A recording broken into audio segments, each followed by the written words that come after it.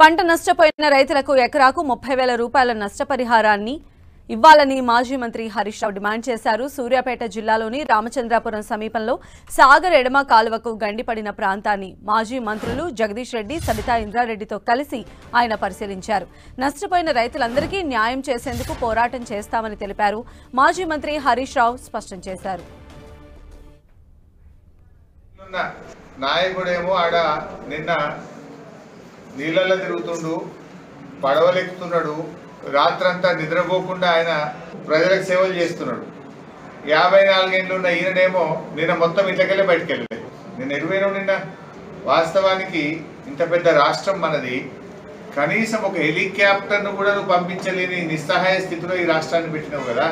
నిన్న ఒక హెలికాప్టర్ పోయి ఉంటే ఇవాళ ఎన్ని ప్రాణాలు కాపాడుకుని ఉండేవాళ్ళు. కానీ ప్రభుత్వం ఈరోజు తమ ఫెయిల్యూర్ను, ప్రజల ఆగ్రహాన్ని ప్రతిపక్షాల మీదకి మళ్ళిస్తున్నారు. ప్రజలు తిడుతున్నది మిమ్మల్ని. బుద్ధి తెచ్చుకోండి, వాళ్ళకి సాయం చేయండి.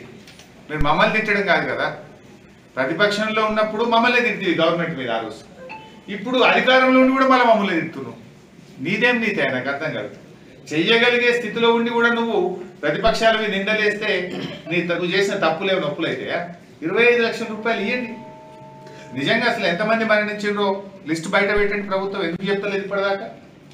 ఎవరు చనిపోయినరు, ఏ జిల్లాలు చనిపోయినరు, ఎట్లా చనిపోయినరు, ఆ కుటుంబాలను ఆదుకోండి, అంత్యక్రియలకు సహాయం అందించండి.